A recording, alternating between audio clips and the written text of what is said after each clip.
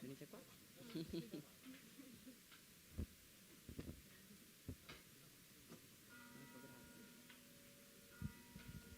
Allora, ringraziamo il trio Aurisanel, Aurora Bellu,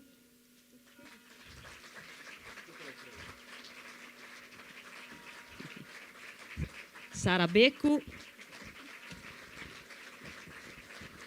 e Daniela Sirigu. Ringraziamo anche il Conservatorio Canepa di Sassari per la collaborazione.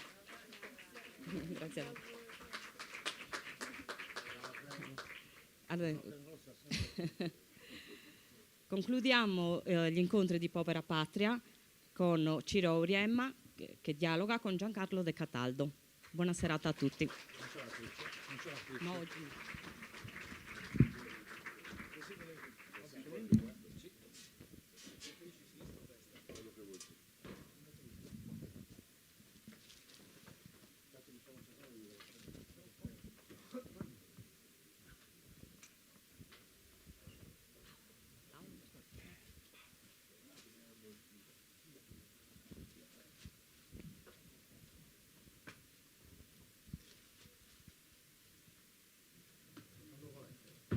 buonasera.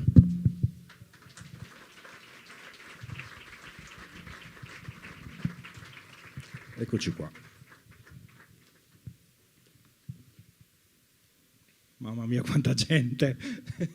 Ma io non mi aspettavo niente di diverso, se no perché sarei accorso, ok, ma io ho ansia, bruciandomi una settimana di vacanze a Gavoi. No, a parte gli scherzi, insomma, è la terza volta che vengo qui e sono sempre molto felice di esserci. Allora, io devo fare due premesse, due confidenze. La prima è che non sto usando il tablet perché sono figo, ma perché sono mezzo cieco, per cui ho provato a scrivermi le cose nel taccuino e non ci vedevo nulla con le lenti a contatto, quindi ho dovuto rifare tutto sul tablet. La seconda è che io sono un fan accanito e sono riuscito a portare solamente l'ultimo libro contenendomi per chiedere a Giancarlo un autografo, altrimenti sarei dovuto venire con la pila dei libri e avrei già dimostrato quanto sono psicopatico, quindi diciamo che c'è tempo per conoscerci. Giancarlo, settimo romanzo della serie con protagonista il pubblico ministero Manrico Spinori, o meglio, Manrico, Leopoldo, Costante, Severo, Fruttuoso Spinori della Rocca dei Conti di Albis e Santa Gioconda. Già vorrei capire come si fa con la carta d'identità con quest'uomo. Il titolo è Delitto in cornice e mi è sembrato che in questa trama in cui iniziamo subito con la morte di una protagonista dell'arte contemporanea capitolina, Verena Rex, una esperta in scarificazione, ho scoperto che esiste questa pratica di cui non sappiamo granché all'inizio, delitto o suicidio, ecco, sembra il pretesto per raccontare un paese che tira un po' a campare da un po' di tempo dentro una cornice che è un pochino più ampia di, insomma, qualche forma di crisi di identità, di crisi civile, morale e istituzionale. Ho letto bene? Ma intanto, come dire, tutto il nome di Manrico è un gioco, chiaramente, no? Cioè quello che conta è Manrico, che Manrico è il trovatore di Verdi. Lui è un pubblico ministero, ma è un grande melomane, appassionato di opera lirica, è convinto che non esista situazione umana, incluso il delitto, che non sia stata raccontata da un'opera lirica. E questo riflette la mia passione relativamente recente, si parla di 10-12 anni, per l'opera lirica.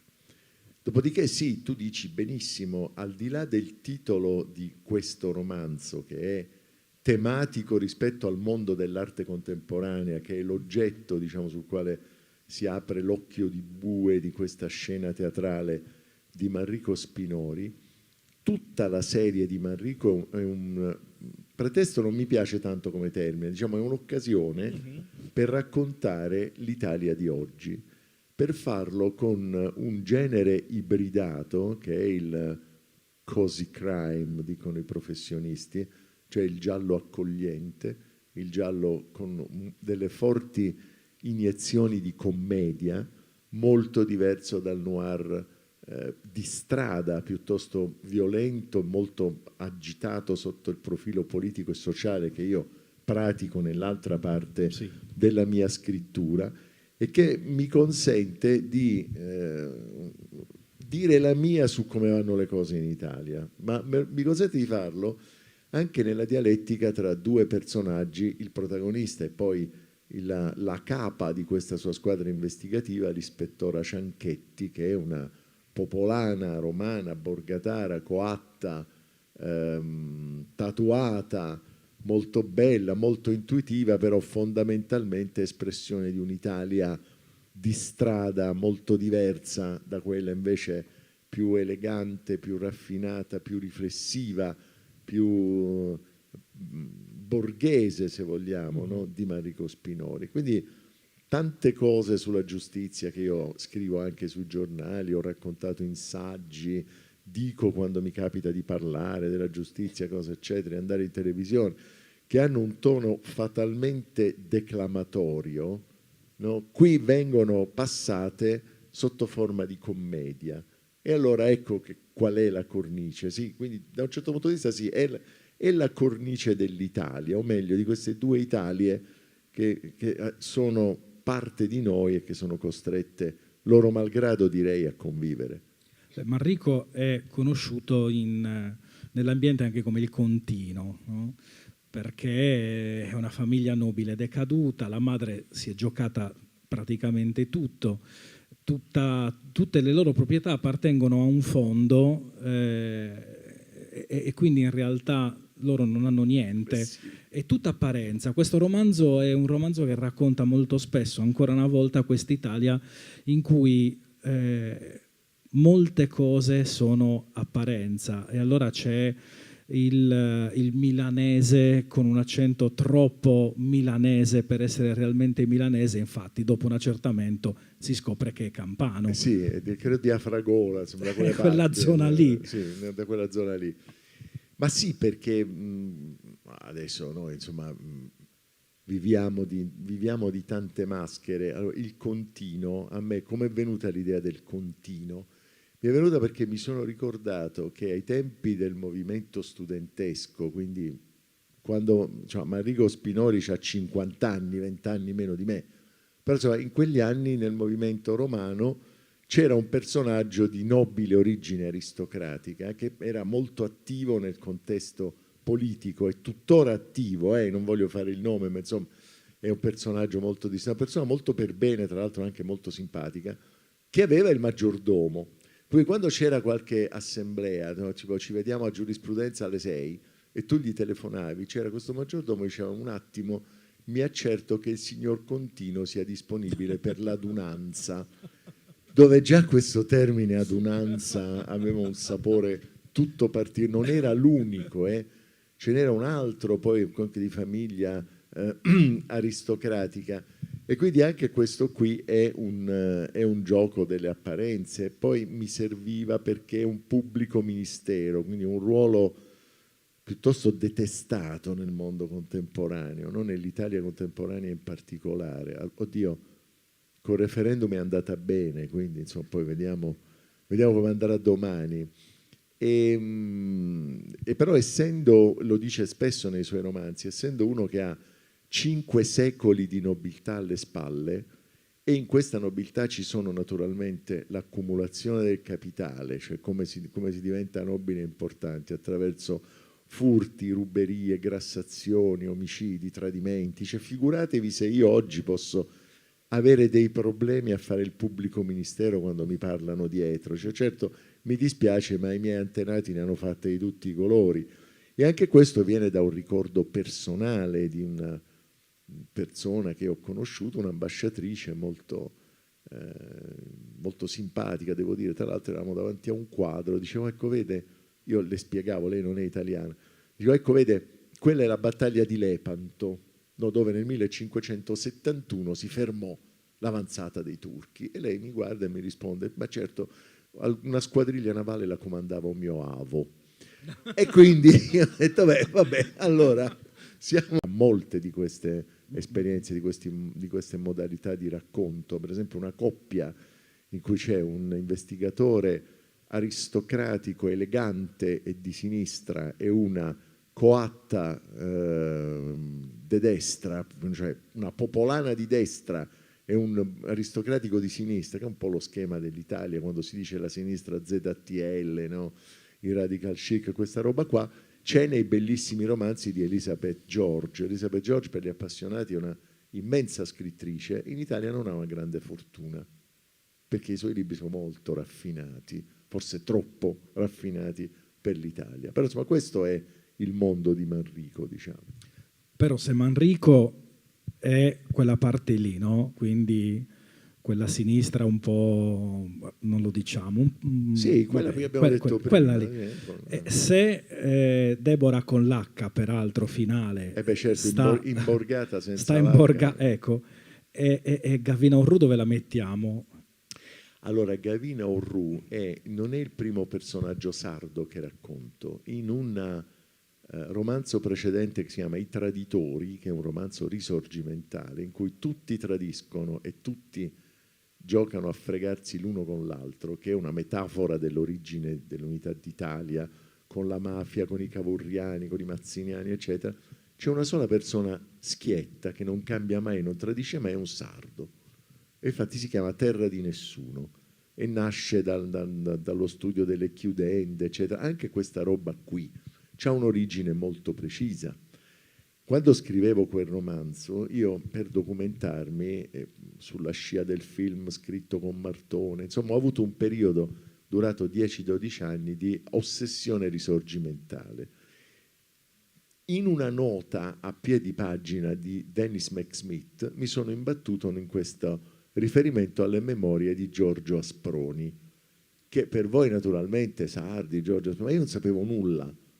E mi sono messo a cercare questi diari di Giorgio Asproni che non si trovavano, esistevano in una rara edizione fatta da un editore giuridico, da Cedam.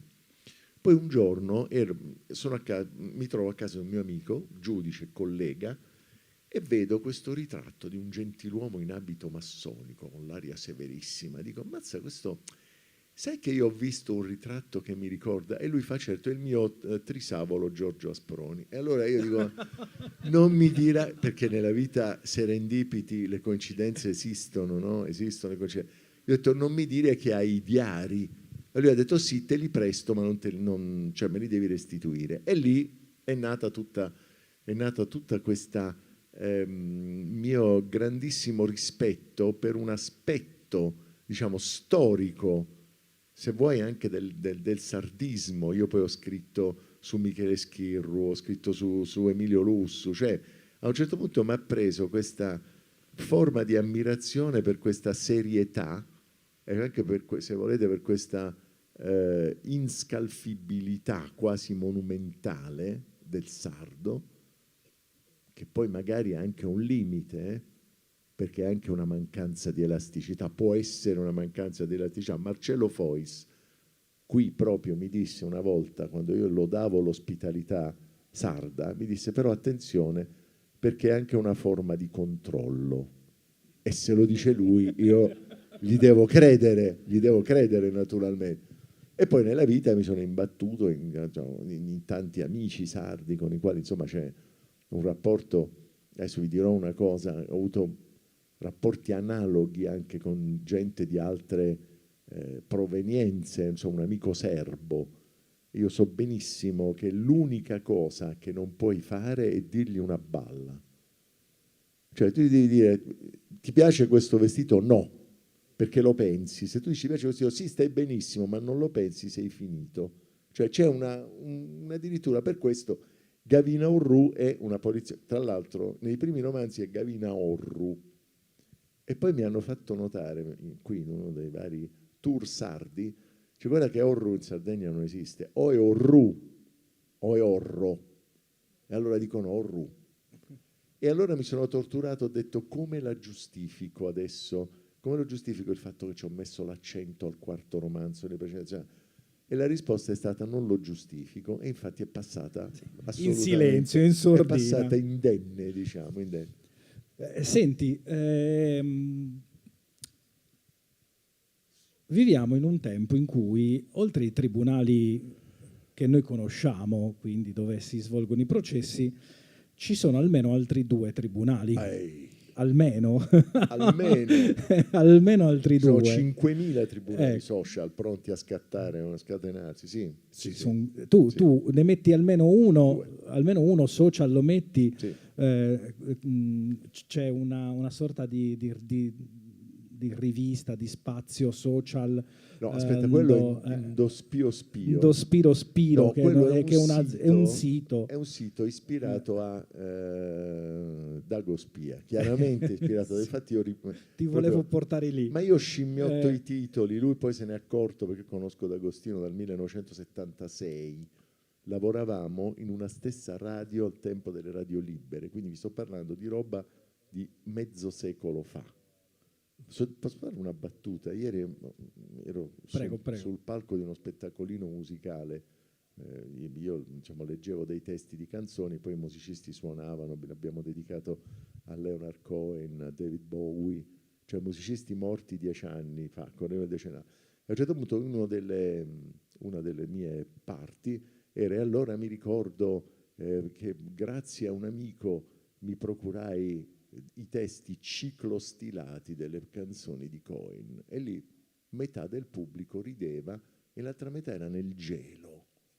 Allora io ho capito che metà delle persone che mi ascoltavano non avevano la più pallida idea di che cosa fosse stato un ciclostile, perché stiamo vivendo in un... perché Manrico cerca disperatamente di essere un servizio giornalistico aggiornato, ma in realtà noi viviamo in un mondo, viviamo in una fiction in costume, anche quando raccontiamo il pre-pandemia stiamo facendo un film in costume, stiamo da un'altra parte. Allora, abbiamo almeno due, cioè quantomeno nel libro esatto, due ce li metti, quindi c'è quello televisivo dove esatto, c'è il programma Giù la maschera, gestito dall'ineffabile e affascinante bionda Marilena Marinelli, il cui scopo è dimostrare che qualunque caso giudiziario comunque sia stato trattato e da chiunque è stato trattato male, da poliziotti incompetenti o da magistrati asini o peggio, corrotti. Nel dubbio. No, è trattato male a prescindere, punto. Vi hanno raccontato balle, punto. La realtà non è mai quella che vi dicono, punto. Ma c'è Giovanna d'Arco, c'è una guerriera che sa svelare la verità, che vi squarcia il velo e vi dice le cose come stanno. E sono io. Ed è uno schema replicato dal 99% di podcast, blog, true crime, trasmissioni, eccetera, eccetera. E non è un fenomeno solo mio. Non esiste un crime europeo negli ultimi 15 anni, a partire da quelli americani, diciamo, nei paesi democratici, perché poi in genere i crime nei paesi dittatoriali non si scrivono, perché nei paesi dittatoriali o scarsamente democratici il crimine non esiste, o se lo commettono lo fanno solo gli stranieri. Questa è una vecchia legge che in Italia si applicava durante il fascismo, quando il povero Augusto De Angelis doveva scrivere di delitti commessi da irlandesi e gangster americani che andavano a vivere alla Bovisa, non si sa perché, per ammazzare qualcuno. Era pieno così, alla Bovisa. Bovisa era pieno di irlandesi, di assassini, era una cosa così. Quindi non esiste al mondo crime occidentale, crime democratico, in cui accanto alla tradizionale triade colpevole, investigatore, risoluzione finale, non ci sia questo quarto soggetto che sono i media / social. Tutti dobbiamo farci i conti nella realtà e nella finzione. Ora poi nella realtà italiana le cose sono un po' scappate di mano, nel senso che per esempio io mi ero lanciato in una profezia sciagurata. Scrissi al tempo del referendum che il caso Garlasco si sarebbe sgonfiato dopo che il referendum avrebbe vinto il no. Io non sapevo che avrebbe vinto il no, anzi ero abbastanza pessimista, però a volte uno si butta e gli dice bene, no? E invece no, non è andata così, perché è vero che nel caso di Garlasco c'era una forte componente politica di delegittimazione della magistratura, quindi si andava ad aggiungere a quell'altro insieme di casi che dovevano dimostrare, come dicevamo prima a proposito i magistrati non capiscono niente, sono collusi, la giustizia non funziona, dobbiamo cambiarla, eccetera. Ma dopo è peggiorato, e allora vuol dire che c'è stata un po' un'inversione, cioè che accanto all'uso politico che esiste, all'uso strumentale che c'è, ormai si è incistata in noi questa, si è incistato un surplus di morbosità. E questo surplus di morbosità sta trasformando la comunicazione giudiziaria nello stesso modo in cui si è trasformata negli anni la comunicazione scientifica, no? Cioè pensate, quando io ero ragazzino in televisione davano gli sceneggiati, la fiction si chiamava sceneggiati allora, davano gli sceneggiati col grande dottor Pasteur che scopriva i vaccini e salvava i bambini morenti. Sta morendo, dottore, è arrivato il vaccino. Oppure Alberto Lupo che faceva la cittadella, e il dottor Benson che salvava i minatori che stavano morendo. Adesso è tutto ribaltato, no, c'è una sfiducia totale, ma chi sei tu, ma come ti permetti, ho letto su internet come si fanno le cure, ma non me ne, eccetera. E quindi invece c'è un surplus adesso proprio di morbosità. Qualche giorno fa si è insediato un comitato presso l'Agcom. È una cosa molto divertente, perché questo comitato che dovrà diciamo, vigilare e cercare di dare delle linee guida sulla correttezza e trasparenza dell'informazione rispetto ai casi giudiziari non è una novità. Questo comitato esisteva già nel 2009, lo volle il presidente Napolitano, per applicare il codice etico, sempre del 2009, approvato da RAI, Mediaset, la 7, che allora non si chiamava la 7, ma insomma, e altri vari sindacati, articolo 21, Reti Corallo, eccetera. Cioè un gruppo di operatori dell'informazione, già dal 2009, si sono messi d'accordo per dare una serie, non per dire come si deve fare, non è che vai dal giornalista e dici devi fare così, così, così, però alcuni principi fondamentali, tipo quando stai dicendo in un programma televisivo che insomma Sempio è un figlio di buona donna che ha fatto quello, sarebbe opportuno ricordare che non c'è una sentenza che lo condanna, ma che una delle parti processuali afferma questo. E poi sarebbe necessario dare accesso a tutte le parti processuali con la stessa parità. E poi sarebbe opportuno spiegare quando nel corso di un programma televisivo o radiofonico o di un podcast stai raccontando i fatti e quando stai diciamo ricostruendo con una mini fiction quello che è accaduto, perché una mini fiction che ricostruisce non è la realtà dei fatti, e via dicendo. Insomma, delle regole minime. Queste regole minime esistono, sono in questo codice di autoregolamentazione. Io penso che se ognuno di noi guardasse uno di questi programmi con tanto di esperti, no? Mentre scorrono le immagini e senti i discorsi, ti leggi le norme del codice di autoregolamentazione e dici sono finito in un universo parallelo. Stiamo parlando di altro, stiamo parlando di altro.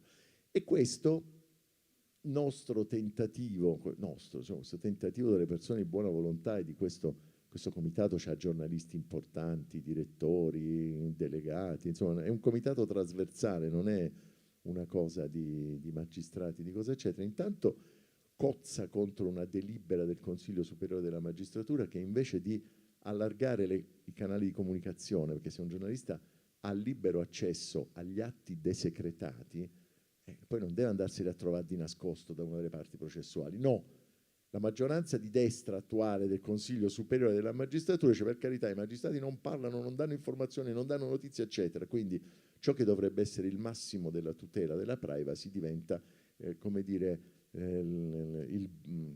lo squarcio attraverso il quale il mercato della notizia si ingigantisce. Questo da un certo punto di vista. Dall'altro punto di vista, per funzionare questo nobile intento di raccontare la cronaca nera in un modo meno strumentale, più corretto e rispettoso dei diritti di tutti, dell'informazione ma anche delle parti coinvolte, presuppone per esempio convincere un direttore di rete a attenuare la morbosità di un programma che gli porta 2 o 3 punti di share, e non è facile, non è facile. Quello ti dice io sono giornalista, io sono direttore, ogni volta che sbatto il mostro in prima pagina lo share si impenna, che faccio? Me levo il mostro? No. Oppure pensate, un politico o una forza politica che usa il panico indotto da un fatto di cronaca nera, magari a base etnica, no? Indeterminato, magari a base etnica, per lucrare un consenso elettorale. E tu gli devi dire no.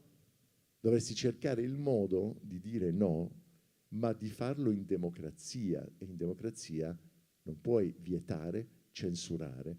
Gli unici soggetti ai quali puoi mettere il bavaglio, e lo hai messo fino a questo momento, sono i magistrati, che non devono parlare, e in buona parte i giornalisti, però come? Li seppellisci di querele.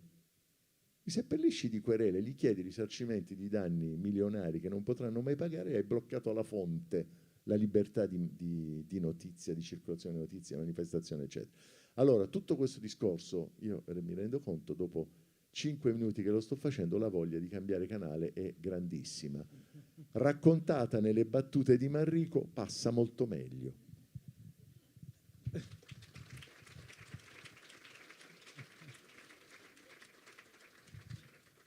Ecco, se Indertal diceva che il giallo è letteratura irriflessa, cioè letteratura che non ci chiede di di pensare a chi siamo, a dove siamo messi nel mondo, a che tipo di persona siamo. Nel tuo romanzo invece la sensazione è che Manrico si chieda molto spesso che persona è, molto spesso fa delle scelte però poi se ne pente, è costretto a dover fare delle cose professionali e a chiedersi però qual è il peso di quella scelta professionale. L'esempio è quello dei 4 ragazzi che lui deve giudicare, 4 ragazzi che hanno commesso un delitto, un omicidio, e si interroga sul senso del peso della pena con dei ragazzi così giovani. Io ho fatto il magistrato per 40 anni. Il dubbio è stata proprio la strada maestra esistenziale, anche troppo secondo alcuni. Qualcuno dice che quando sono andato in pensione io, diciamo, inveterato garantista, è partita la ola in certi uffici giudiziari romani. Nello stesso tempo mi sono beccato accuse di manettaro, di cose eccetera, perché purtroppo il mestiere è ingrato da questo punto di vista, cioè visto dall'esterno e superficialmente sembra un nucleo di potere, cioè ma c'è il potere, le cose eccetera. Visto dall'interno può essere un inferno, nel senso che, sai, il senso della giustizia, il senso del processo, il senso del tribunale è sempre quello che ha fissato 2400 anni fa Eschilo, sono le Eumenidi. Cioè, Clitennestra ha ammazzato Agamennone perché Agamennone era un pessimo soggetto che oltre a fare la guerra e cosa eccetera sacrifica anche la figlia agli dei e Clitennestra non lo può tollerare. Ma il figlio Oreste vendica il padre ucciso uccidendo Clitennestra e il suo amante Egisto. E allora il fantasma di Clitennestra si reincarna e scatena le furie, le Erinni, che seguono, vanno dietro al povero, insomma, a Oreste per farlo a pezzi. Allora il matricida si rifugia nel tempio di Atena, si butta ai piedi della dea e le dice giudicami tu. E la dea fa quello, Eschilo era, vabbè, insomma, il mito, no? Eschilo era meraviglioso perché la dea non è che dice non ti preoccupare, ci penso io. La dea fa quello che è venuto in mente a me centinaia di volte nei miei 40 anni di mestiere. Ma porca miseria, ma proprio a me. Cioè questo dice Atena, oh ma tra tutti gli dei, tra tutti i templi, ma proprio nel mio tempio devi venire. E comunque non posso fare a meno di... Cioè, mi hai chiesto giustizia, te la devo dare. E siccome te la devo dare, cominciamo a fissare delle regole. Primo, da questo momento tu sei sacro. L'idea che noi abbiamo che non si deve torturare nessuno, che non si devono buttare per terra le persone dicendo guardate i terroristi, eccetera, che non si devono mandare i bambini a morire nelle carceri, no? L'idea che ci ripugnano i campi di concentramento è un'idea che la cultura greco-romana ha coltivato 2 millenni e mezzo fa. Fino a giudizio il tuo corpo è sacro. 1. 2. Questo tribunale, questo aeropago, questo tempio si costituisce in tribunale, questo è il luogo della giustizia. Punto terzo, sarà una giuria a giudicarti. Punto quarto, una volta fatto il giudizio, ed è questo che accade nella tragedia di Eschilo, una volta dato il giudizio, la società lo accoglie, lo accetta. E infatti, siccome col voto determinante di Atena Oreste è assolto, le Erinni diventano Eumenidi, cioè da spiriti negativi. Quindi il fantasma di Clitennestra perde e la società accetta il verdetto. Ora, di queste condizioni fondamentali, per alcune si è combattuto nel corso dei millenni. Le costituzioni moderne che stabiliscono il rispetto della persona del colpevole, del corpo, l'habeas corpus, è il frutto di una battaglia. Non è che è nato così in mente Dei. E tutte le conquiste, noi diciamo democratiche, chiamatele liberali, chiamatele come vi pare, delle costituzioni moderne, degli ordinamenti moderni, sono costantemente messe in discussione e in crisi. No? Cioè per un giurista, la base giuridica che giustifica Guantanamo è simile a quella di Auschwitz.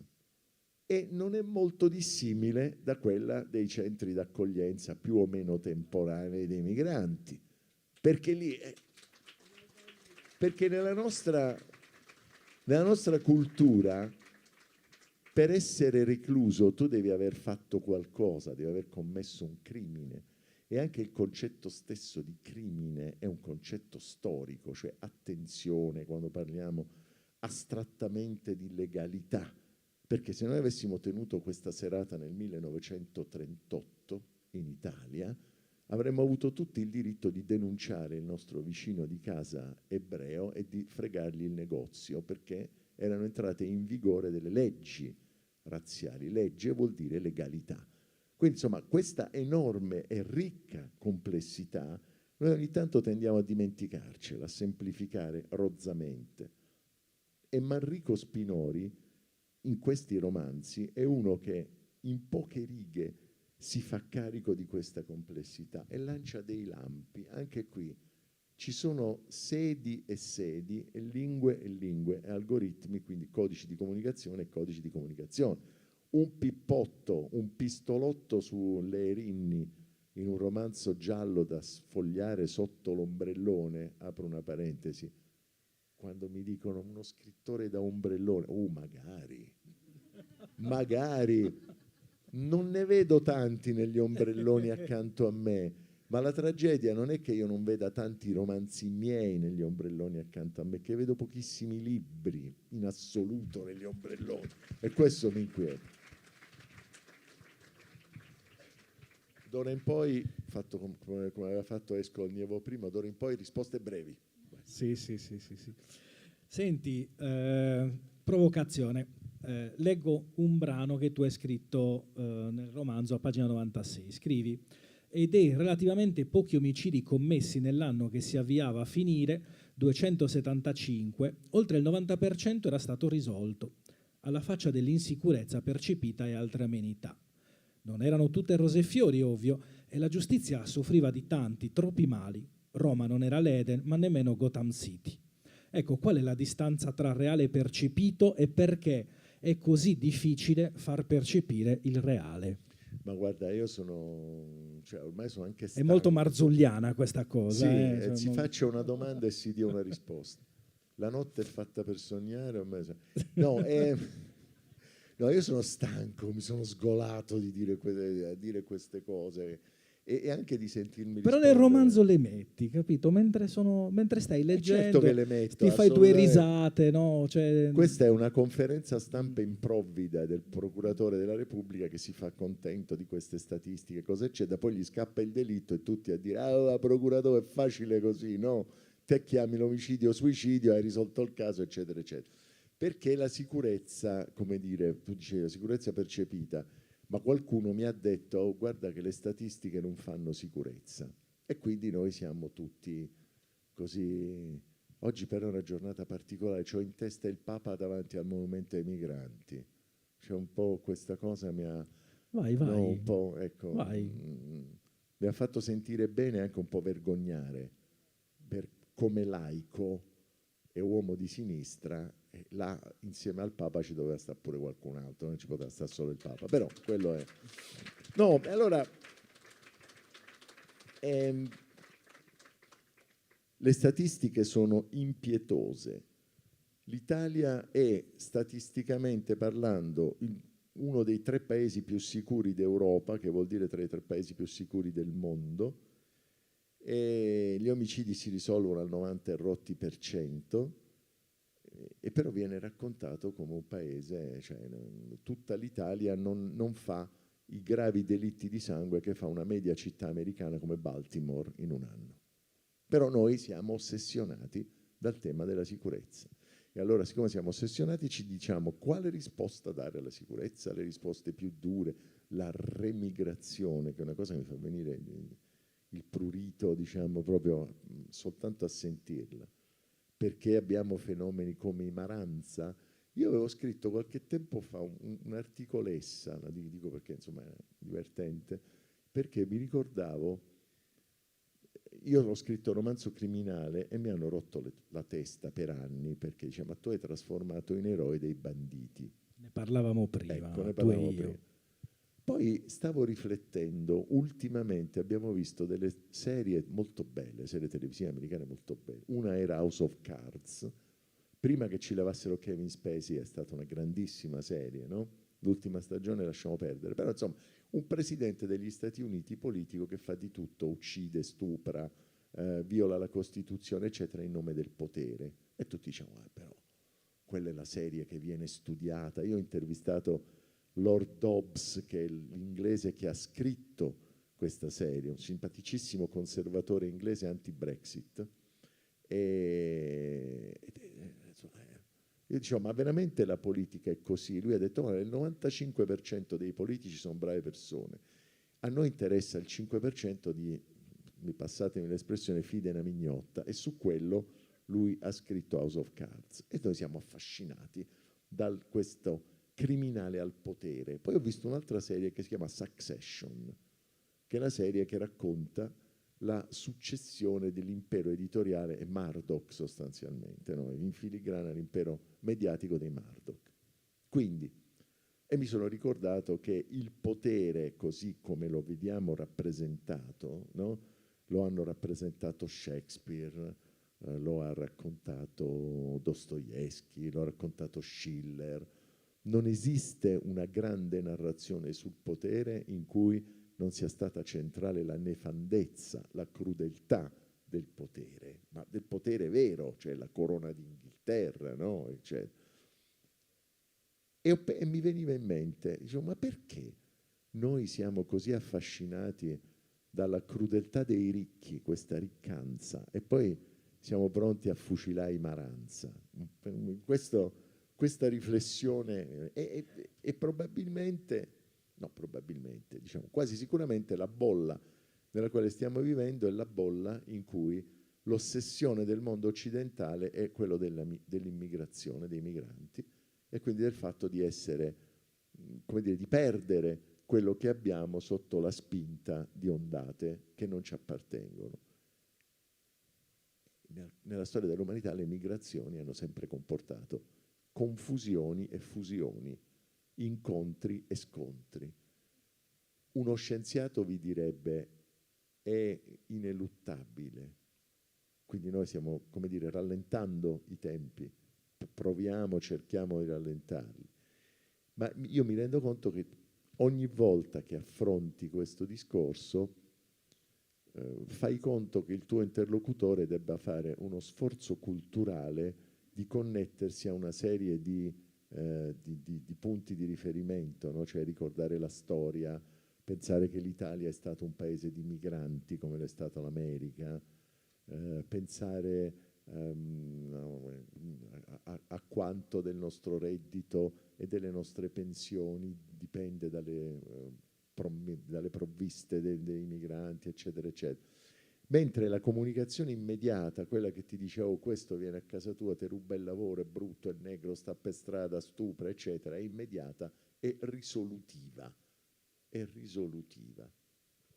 E allora mi viene in mente che noi abbiamo un grandissimo deficit di istruzione su questo. Oggi pomeriggio c'è stato un interessantissimo dibattito sull'intelligenza artificiale, no? C'è intelligenza artificiale come fattore di semplificazione, che ti rassicurano le tue certezze, mentre noi quello che dovremmo cercare, quello che insomma, l'umanità ha perseguito sempre, è la sfida della complessità.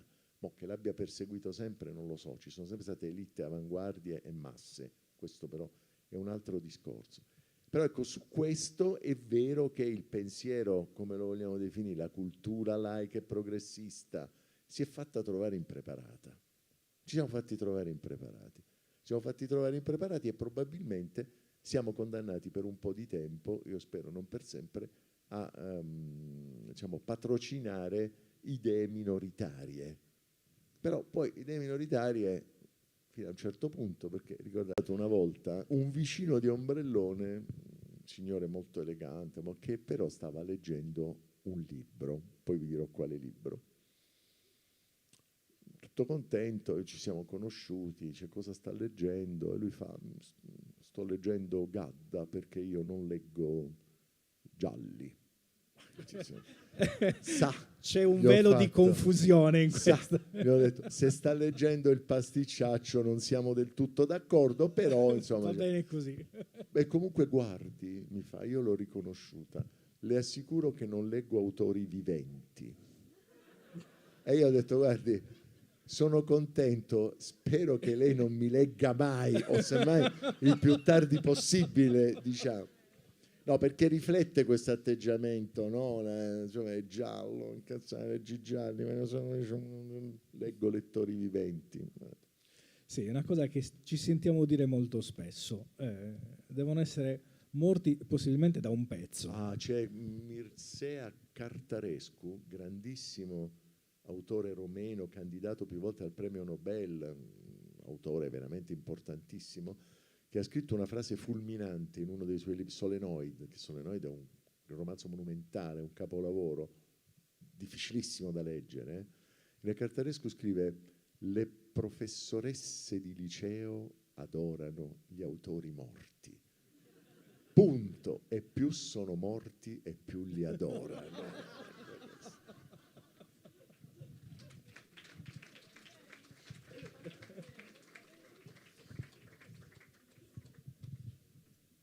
Allora, secondo me ci possiamo avviare verso la conclusione. Come no? Andiamo avanti? Sì, poi vi comprate il libro però. No, io scherzo, però voi dovete sapere che, per esempio, se io fossi una giovane influencer emiliana con pseudonimo americano, voi qui senza comprare il libro manco c'entravate, perché le nuove regole sono queste. Noi siamo gente antica, ancora rispettiamo il lettore. Ti piace, va bene, non ti piace, passa un altro.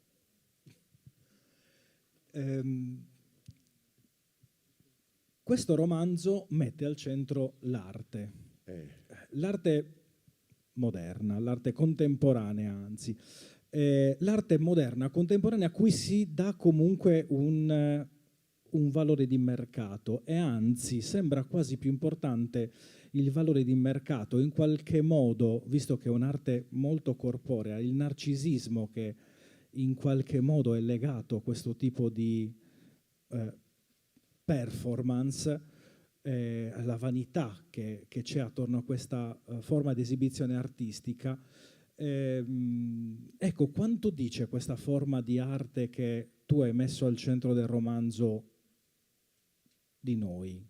Io mi sento come Manrico e tutte e due, io e Manrico ci sentiamo come Alberto Sordi nelle vacanze intelligenti.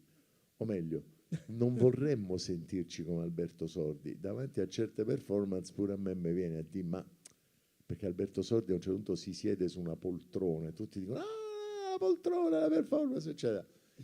E ci sono alcune cose che necessitano uno sforzo suppletivo di conoscenza per essere capite, perché l'autore, Ora, l'artista... io di fronte al nano che Sì, allora uno dei protagonisti... lì ho avuto un po' di difficoltà a chiamarla dire, arte. Cioè, lo puoi dire, uno dei protagonisti di questo romanzo vende per €1.000.000 una sculturina di plastica con il nano mammolo che fa la cacca su un prato verde e la chiama Evacuation, ma siccome lo pagano Evaluation e ci vuole dimostrare che il mercato è soltanto una vendita. Ora, Piero Manzoni l'aveva fatto 60 anni fa e aveva un certo valore, un certo senso trasgressivo. Oggi ne ha uno molto minore, come comprarsi per $6 milioni la banana di Cattelan e mangiarsela. Lì Manrico e io abbiamo un attimo di perplessità e riprendiamo una riflessione di Vargas Llosa, cioè Vargas Llosa dice attenzione però che quando ti fanno sentire ignorante perché non capisci quello che presuppone un manuale di 1000 pagine per capire, ti stanno imbrogliando, nel senso che deve esistere un algoritmo di un codice di comunicazione tra l'artigiano, il produttore e il fruitore. I codici sono sempre esistiti ed è sempre esistito il mercato, non è che Caravaggio era uno che avrebbe ucciso per non farsi sottrarre una commenda, insomma a un certo punto andava a caccia di Guido Reni che aveva osato fregargli un incarico, quindi insomma non erano tutte rose e fiori, anche quando qualche giovane scrittore mi dice io scrivo per me, non mi interessa i miei libri venderli, pubblicarli, mentono tutti, insomma.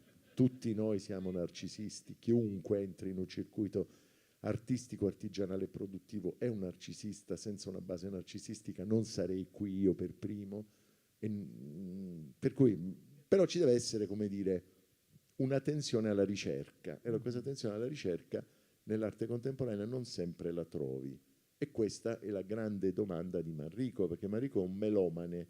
Allora lui come melomane dice ci capiamo su Giuseppe Verdi, ci capiamo su Puccini, io che ho studiato molto capisco anche Schoenberg e Sciarrino, la Cianchetti no. Però allora il fatto di non capire, quindi di escludere che pure la mia arte, cioè la musica lirica ha praticato e la musica contemporanea ha praticato, mi permette poi di criticare l'arte? C'è un dubbio. Adesso al di là dello sviluppo di trama, che poi è un altro, va tutto da un'altra parte, insomma. Però insomma, è una domanda alla quale sostanzialmente io non so dare che una risposta. Se vedo un'installazione di Kiefer mi emoziona, se vedo Rochko ci arrivo, se vedo Mari e Cucchi ci arrivo, e se vedo Ron Mucke ci arrivo, però se vedo altre esperienze... Evacuation, no, non ci arrivo. Ecco. Un po' mi sfugge. A un certo punto ho provato un certo astio nei confronti di Kunz, per questi cagnolini, queste cose. Poi ho visto il documentario di Pappi Corsicato, molto bello, su Kunz. Kunz si racconta come un bambino abbandonato solo, che per tutta la vita ha cercato una carezza, un conforto, un'accoglienza. E allora questi giocattoli infantili ai miei occhi hanno assunto tutto un altro significato, no? E quindi ho detto, beh, però Kunz. Poi ho detto, ma è necessario conoscere Vita, Morte e Miracoli di Kunz per guardare il cane sopra il Guggenheim? E quindi la domanda è tornata in circolo. Senti, a te non piacciono le dicotomie? Il bianco e il nero non ti convince? No. Mi sembra che... No, io sono per il giallo-rosso, scusate. Noi per il rosso-blu, ci dispiace. No, ma va bene, Cagliari c'è simpatico, Cagliari Va è bene, simpatico. va bene. Gigi Riva. A proposito di Roma, leggendo il tuo libro mi è venuta in mente una canzone di Daniele Silvestri, Questo paese. La bellezza di questo paese non è nelle strade, non è nelle chiese, non è Roma di marmi, fontane e potere, né Milano tradita da chi se la beve. Ecco, Roma nei tuoi romanzi non è mai una scenografia. Roma è città viva, pulsa, partecipa alla storia. È un personaggio, forse è il tuo personaggio più riuscito, Roma. Senti, io sono tarantino, Sì. nomade d'animo, nel senso che non ho mai cantato l'infanzia perduta, strappato alla sua terra dalla necessità di immigrare. Io ho scelto di andarmene, come credo che sia diritto di qualunque essere umano. Insomma, gli uccelli migrano perché non dobbiamo migrare noi. Non ho mai legato quest'idea dello spostamento al bisogno, che presupporrebbe il fatto che se uno è nato da una parte deve restare là, e se se ne va è un rinnegato o un disgraziato, come Troisi, no? Dice emigrante, no, studente. Okay? Pure io studente sono arrivato a Roma. Però Roma mi ha fregato. Cioè mi ha fregato perché c'è stato innamoramento. Ora nell'innamoramento c'entra la chimica, nella chimica c'entra l'irrazionale. Quindi io non posso immaginarmi, non sono come mio figlio che è nato a Roma e deve prendere i tranquillanti quando esce fuori dalle mura, però questo succede ai ragazzi romani, diciamo. No, io posso venire tranquillamente in Sardegna e trovarmici benissimo, però c'è qualche cosa dentro, ed è un fenomeno che riscontro molto anche insomma, tanti di noi provinciali raccontano Roma e amano Roma forse più dei romani e restano stupiti dalla bellezza di Roma, anche dall'impossibilità di Roma, da questa contraddittorietà che ha questa città, che certe volte è dannatamente difficile, certe volte astiosa, però sai, io avevo 20 anni, ero all'università, a un certo punto godevo del privilegio di un appartamento e quindi vennero a trovarmi salendo da giù 7-8 disgraziati che dovevano partecipare a qualche congresso politico, non ricordo quale, e volevano dormire e mangiare a casa mia. Ora dormire col sacco a pelo ce la facevamo pure, ma mangiare io non c'avevo una lira, ero anche uno studente universitario. E allora andai dal macellaio del mercato coperto di via Catania e con pochi soldi che avevo gli chiesi insomma, un pezzo di milza, pezzo di polmone, fegato. E quello mi guarda, è un omone alto, biondo, l'altro si è fatto il gatto. Dico, veramente sarebbero 7-8 amici. E lui fa, come 7-8 amici e gli dai da mangiare polmone? E lui prende un pezzo di spezzatino, lo fa a pezzi, no? lo incarta e dice, tiè. Dico, Bruno, io non c'ho una lira. Ma non c'è problema. Dico, non c'è problema. Tu c'hai la faccia di uno che paga. E poi mi fa, e poi qua stiamo a Roma. Se non paghi, io ho perso 2 chili di carne, ma tu hai perso la faccia qua è importante.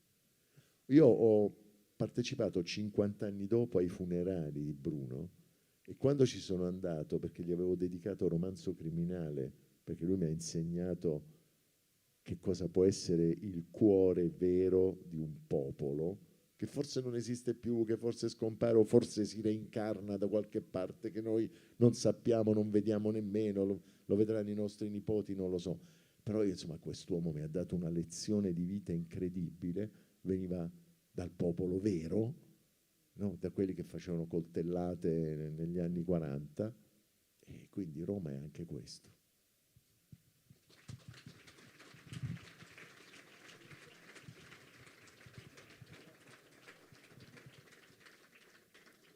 Secondo i saggi tibetani a ogni uomo è assegnato un certo periodo di tempo.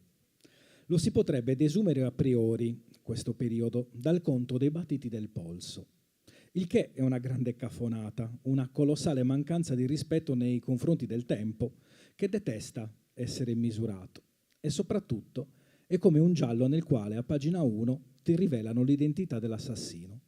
Che gusto c'è senza sorpresa? Questa è la madre di Manrico? Sì, sì. Sì, sì, qua siamo più o meno a metà romanzo. Manrico ha questa madre eclettica che ha questi pensieri strani, però a me ha colpito molto il pensiero del tempo, no? Il tempo, che caffonata misurare il tempo. Sì, lei è un personaggio così aristocratica, no? È un soggetto che ci sarà nel prossimo romanzo. Sono a cena e vi do una piccola anticipazione.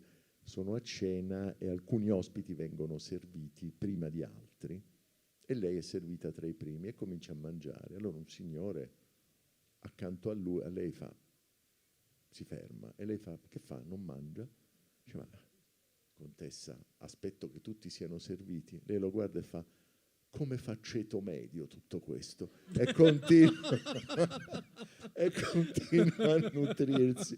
Insomma, il personaggio è quello. A me, io adesso, per carità, io ho tutta una parte mistica nella mia vita, mi piacciono letture, sono affascinato anche dalle figure dei mistici, però c'è sempre questo sottofondo di ironia, no? Un po' questo demonietto, un po' per cui i saggi tibetani dicono, sì, il saggio tibetano dice, però pure non lo so, sai quando i ragazzini vanno in parrocchia, che c'è questo grande clima, questo grande rispetto, si stai avvicinando, poi spunta quel pensiero, ma il prete che c'ha sotto la tonaca? Cioè ti succedono, ti aggrediscono, no? Delle riflessioni, e questa è un po' la madre di Manrico, insomma. Ironia, signori, ironia, non prendersi mai troppo sul serio. E dire cose serie senza prendersi sul È serio. l'ambizione. Qua ci cacciano. Senti, allora, ti ricordi come finisce la canzone di Silvestri? Sempre parlando della grandezza, dice: è grandezza, e non c'è nei discorsi di chi vada a votare, se grandezza ce n'è non si riesce a trovare, così voglia cercarle tra 1000 canali, sia su quelli analogici che sui digitali, e non serve aumentare la definizione per vedere più grande, ve lo lascio immaginare. Nel frattempo spegnete la TV e compratevi un buon libro. Buona serata. Grazie Ciro, grazie anche a voi, grazie a tutti.